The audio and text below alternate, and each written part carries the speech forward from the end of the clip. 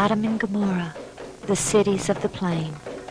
In Genesis 19, we read how these cities were destroyed by God with brimstone and fire from heaven, the first biblical record of God's vengeance upon evil since the Great Flood. My husband, biblical archaeologist Ron Wyatt, never planned to search for these cities, but in 1989, while working on another project, he was suddenly impressed to stop and examine some odd-shaped, whitish-colored formations along the western shore of the Dead Sea.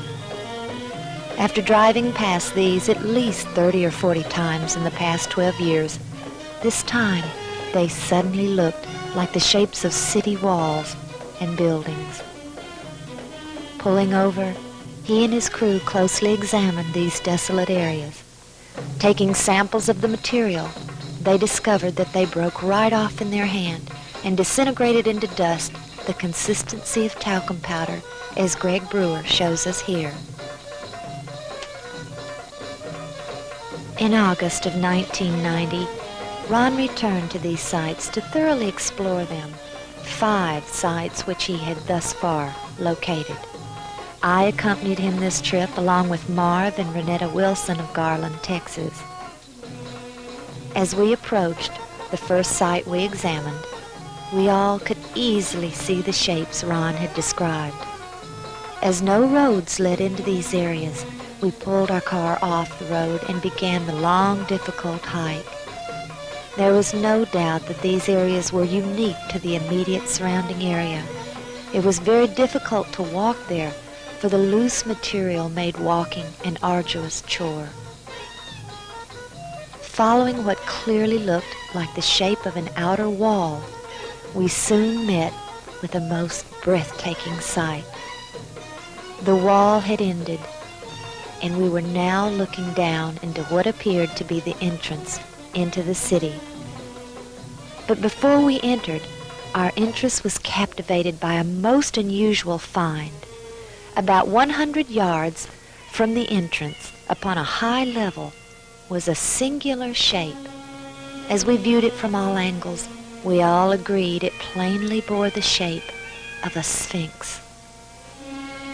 We later found more of these sphinx shapes, which we'll see later in the film. As we entered the open section, we soon found ourselves walking along very distinctive paths which communicated with one another just as our streets today.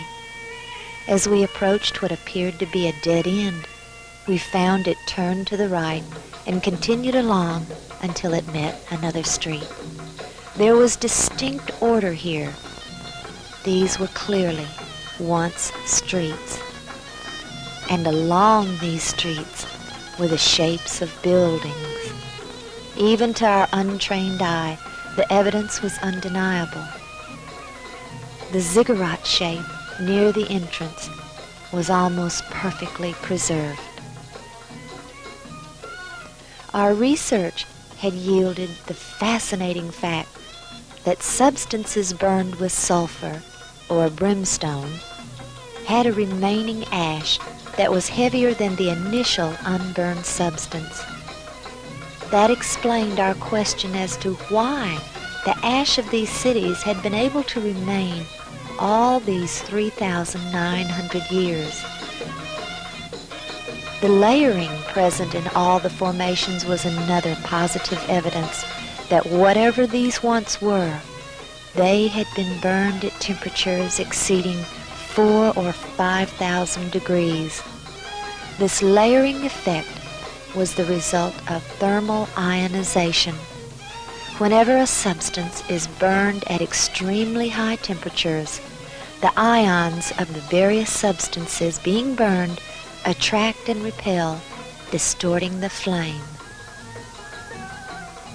Ron drew our attention to features present here which simply do not occur naturally. He showed us a section which revealed a broken double wall which extended toward us at a perfect 90-degree angle. The site we were examining was located at the base of Masada, and soon we all decided that we should go to the top of Masada and film these areas from there. As we took the cable car to the top, the view was breathtaking. The shape of the city was perfectly revealed below us. Here we saw a giant platform-like area, perfectly symmetrical, which was identical to the temple areas of other ancient cities, such as the biblical Shushan or Susa, located in present-day Iran. Then we saw the raised section which we had climbed upon earlier, with the Sphinx shape and the ziggurat. We were all convinced, but we also knew there had to be more evidence than this to convince others.